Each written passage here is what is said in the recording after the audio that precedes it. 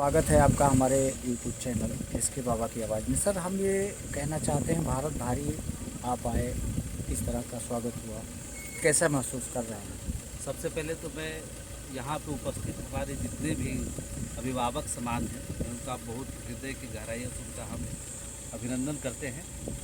और मैं इस बात को बड़ा ही मजबूती के साथ कहना चाहता हूँ कि जैसे ही इस जगह पर मैं पहुँचा और अपने गाड़ी से जैसे ही नीचे उतरने का काम हुआ, तो मुझे एक अलौकिक अनुभव प्राप्त हुआ। ऐसा लगा कि यहाँ पर साक्षात भगवान का वास है। जिस तरह का यहाँ वातावरण, शांति और एक सद्बुद्धि देने वाला जो वातावरण है, ये मुझे महसूस हुआ।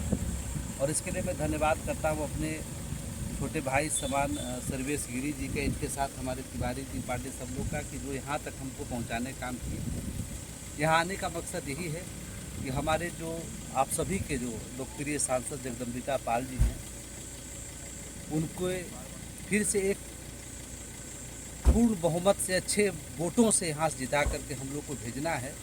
वो चुनाव तो जीत ही रहे हैं, और जिस तरह से हमारे देश के प्रधानमंत्री आदरणीय मोदी जी और इस उत्तर प्रदेश के मुख्यमंत्री आदरणीय योगी आदित्यनाथ जी ने सनातन धर्म को लेकर के और हमारे पूरे प्रदेश में जिस तरह का आतंक का माहौल था, आज जो पूरी व्यवस्था एक समान उन्होंने किया है, चाहे वो रोड का मामला हो, बिजली का मामला हो, तमाम हर क्षेत्र में हम लोग देख रहे हैं। और एक मामला जो है कि हमारे नौजवानों को बेहतर रोजगार के लिए, उसके लिए हम चाहते हैं, और हमारे सनातन धर्म की और मजबूती के लिए हमारा हिंदुस्तान और आगे बढ़े, हमारा हिंदुस्तान पूरे विश्व में तीसरा महाशक्ति के रूप में उभरे। इसके लिए हम सभी लोगों को देश के प्रधानमंत्री नरेंद्र मोदी जी के हाथ को मजबूत करना है और 400 से अधिक सीटों को ला करके उनको देश का प्रधानमंत्री बनाना है। सर, इसमें कोई शक नहीं है कि भारतीय जनता पार्टी या मोदी जी के द्वारा किए गए कार्य से जनता संतुष्ट नहीं, पर कुछ लोग भटके हैं, और ये भटकने का कारण अब वो तो वही जाने, लेकिन उनके लिए क्या संदेश देना चाहेंगे? जो लोग भटके हुए हैं, मैं उनसे निवेदन करता हूँ कि आप सच्चाई को समझें, इस बात को महसूस करें। आपने जो बदलाव देखा है हिंदुस्तान में, जो विश्व के धरती पर जिस तरीके से पहले हिंदुस्तान को एक हिकारत की नज़र से देखा जाता था, जिस तरह हमारे देश के प्रधानमंत्री जब अमेरिका और ऐसे ऐसे महान देशों में महाशक्ति के रूप जिनको जाना जाता देश में जाते थे, उस तरह का व्यवस्था नहीं था। और आज आप देखिए किसी दूसरे अलग देश के प्रधानमंत्री जो है, वो हमारे देश के प्रधानमंत्री का आशीर्वाद लेते हैं और वो कहते हैं कि आप वाकई भारत जो है विश्व गुरु बनने के अग्रसर है।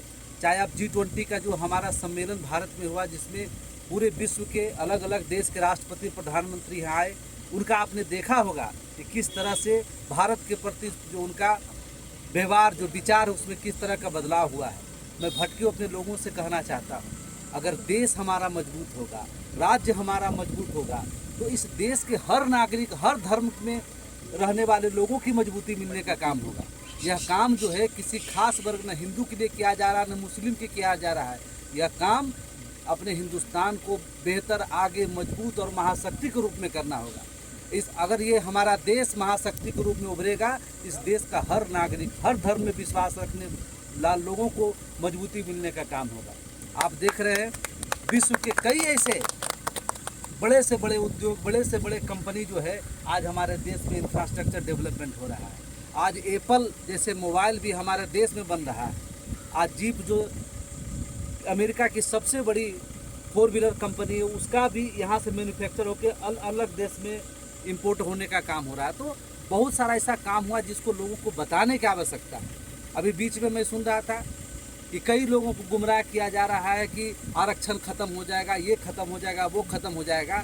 हमारे देश के प्रधानमंत्री जी ने कहे हैं कि जब तक हमारे शरीर में सांस है, तब तक हमारे संविधान को कोई छू नहीं सकता है।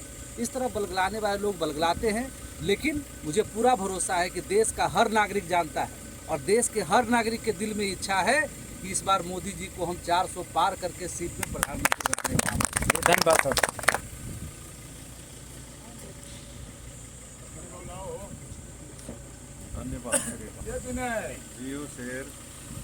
तो ये हमारे भटके हुए सनातनी के लिए कि भटके ना, और सनातन से जुड़े रहें, मोदी जी का साथ दें, तभी आपके देश का भला होगा।